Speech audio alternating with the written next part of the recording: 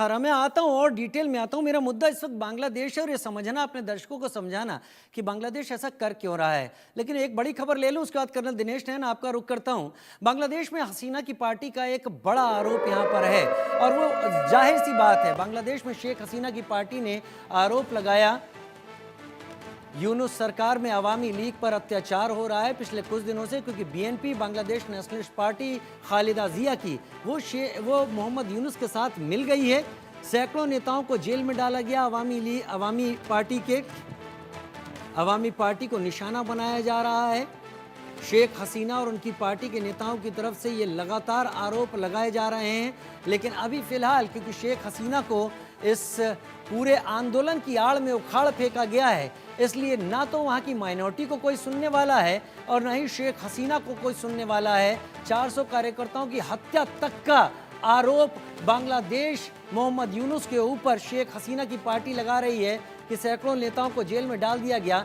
हमें यही समझना है और इस चर्चा में यही निकाल कर सामने लाना है कि मोहम्मद यूनुस क्या पपेट के तौर पर काम कर रहे हैं? क्या उन्हें यह सत्ता देने के एवज में उनसे कमिटमेंट लिया गया है कि उन्हें ये काम करने हैं और भारत नाम का एक ऐसा दुश्मन बांग्लादेश के रूप में उसके सामने रख देना है जो कि भारत के लिए एक बड़ी दिक्कत की तरह हो? कर्नल दिनेश नैन 1979, अगर मैं गलत नहीं हूं तो भुट्टो ने यूएन में जाकर कहा था ब्लीड इंडिया विद 1000 कट्स। क्या ये आईएसआई की उसी प्लानिंग का हिस्सा है कि बांग्लादेश को इस तरीके से या मोहम्मद यूनुस को ऐसे पपेट के तौर पर वहां बैठाया गया है कि वो भारत को एक के बाद एक ऐसे कट्स दे कि भारत अपने दूसरे फ्रंट पर भी उतना परेशान हो जितना वेस्टर्न फ्रंट पर है या नॉर्दर्न फ्रंट पर एलएसी के पास है? क्या ये उसी ब्लीड इंडिया विद 1000 कट्स वाली पॉलिसी है? डेफिनेटली आप इस बात में मतलब मैं कह सकता हूं कि बिल्कुल सही स्टेटमेंट है, क्योंकि अगर हम डीपली इसको देखें, हमने पहले भी कहा है कि हमारे इंटेलिजेंस का बहुत बड़ा फेल्योर रहा है। पाकिस्तान की आईएसआई, अमेरिका का डीप स्टेट, चीन, इन लोगों ने मिलकर के जिस प्रकार से वहां पे खालिदा जिया और ये लगा लीजिए आप जमाते इस्लामी या इस्लामिक छात्र शिविर, इन तीनों संगठनों का जो एक गठजोड़ होकर के बड़े गुपचुप तरीके से पूरा पैसा पाकिस्तान एम्बेसी से इनको दिया गया और उसके हिसाब से इन्होंने ये पूरा शेख हसीना के खिलाफ जो चक्रव्यूह रचा, हम उसे पढ़ने में थोड़ा लेट हो गए और एक्शन भी नहीं कर पाए। रही बात अब मोहम्मद यूनुस ये क्यों कर रहा है, देखिए मोहम्मद यूनुस वही कर रहा है जो उसे कहा जा रहा है और ये सब कुछ हम अच्छी तरह जानते हैं कि हमारे साथ जो ये रवैया रहा है भारत के साथ, ये हमेशा पाकिस्तान का रहा है। पाकिस्तान के अलावा ये और कोई इस तरह का हरकत हमारे साथ नहीं करता।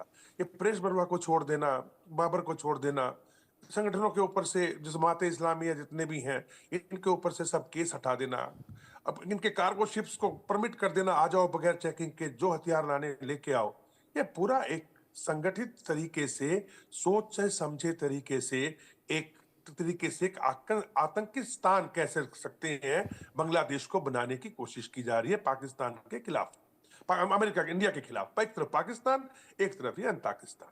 अब मेरा विचार ये है, मैं शायद मैं सही ना भी हूं, हम लोग ये कब तक मोहम्मद यूनुस के गुणगान करते रहेंगे और कब तक ये देखते रहेंगे कि ये छुटपुट हरकतें जो ये कर रहे हैं, चाहे ये टीबी 2 जो है ड्रोन लगा रहे हो या फिर कह रहे हो हम J-10C के जहाज जो है फाइटर एयरक्राफ्ट चीन से ले लेंगे या अमेरिका से F-16 मांगते हैं, फलाना ढिमकाना। अरे आपने खुद बोला कि अंकारा आर्मी जो कि बुद्धों की बुद्धिस्ट जिसमें ज्यादा है, इन्होंने इनके रखीने स्टेट जो है, जो म्यांमार से लगता है 250 किलोमीटर, 250 स्क्वायर किलोमीटर का एरिया पिछले 3 दिनों में ले लिया है। अब मैं ये कहना चाहता हूं कि अगर आप देखो, जैसे हमारी चिकन नेक है ऐसे ही बांग्लादेश की चिकन नेक है, और वो चिकन नेक है रखीने स्टेट के और बाकी बांग्लादेश के बीच में, और इस रखीने स्टेट के अंदर ही आपका चिटगांव आता है। हमारे मेजोरिटी के जो हिंदू हैं वो इसी एरिया में रह रहे हैं। क्यों ना हम अपने हिंदुओं को बोले कि भाई सब के सब जो है पलायन करना है तो हिंदुस्तान में मत करो, रखीने स्टेट में जाओ। और जो फैनी रिवर है, फैनी रिवर उस चिकन नेक पे एक स्ट्राइक कोर को लगाओ, 3 या 4 दिन के अंदर फैनी रिवर के दूसरी तरफ डिफेंस में लाके बैठ जाओ और इसको बंग बंधु देश घोषित कर दो। बंग बंधु देश घोषित कर दो, क्या कोई हिंदुस्तान को रोक पाएगा? लेकिन हम रोज बरवा को छोड़ दिया, इसको कर दिया, उसको कर दिया, ये खराब है, ये अच्छी बात नहीं है। हम सब जानते हैं अच्छी बात नहीं है, तो तमाशा देखते रहें क्या? तमाशा देखने का टाइम नहीं है। अभी जितना टाइम हम बर्बाद करेंगे उतना ये कैंसर फैलेगा। या ऐसा तो नहीं है और सैम कैंसर का मानेकशा की इलाज तरह साधना है। 1971 में सैम मानेकशा ने कहा था कि हम हमला तो करेंगे लेकिन हम उस हमले के लिए समय खुद चुनेंगे। क्या भारतीय थिंक टैंक, भारतीय आर्मी या भारतीय एजेंसीज उस सही समय का इंतजार कर रही हैं? मेरे हिसाब से देखिए, मैं समझता हूं कि टाइम आ गया। अभी इस टाइम पे अगर आप जियो पॉलिटिकल सिचुएशन देखें, म्यांमार के अंदर जो जुंटा है वो हार चुकी है। वहां पे जो जितने भी वहां पे विद्रोही ग्रुप्स थे वो सब हावी हो चुके हैं। और देखिए, चीन को अपने एसेट्स बचाने के लिए वैगनर आर्मी की तरह से जो रशिया ने किया था, एक प्राइवेट सिक्योरिटी एजेंसीज के माध्यम से एक प्राइवेट आर्मी को बर्मा में घुसेड़ना पड़ रहा है अपने एसेट्स बचाने के लिए। वो वहां पे उलझा पड़ा है। साउथ बे ऑफ बंगाल में हम लोग पूरा उसमें बैठे हैं, हमारी स्ट्रेंथ है वहां पे। कर्नल चारों नैन, तरफ से कर्नल नैन, बहुत घेरा खास हुआ है। बात आपने क्यों बताई हम है। रोज मैं हम आता हूं, देखिए, मैं आता हूं, मैं आता हूं जी।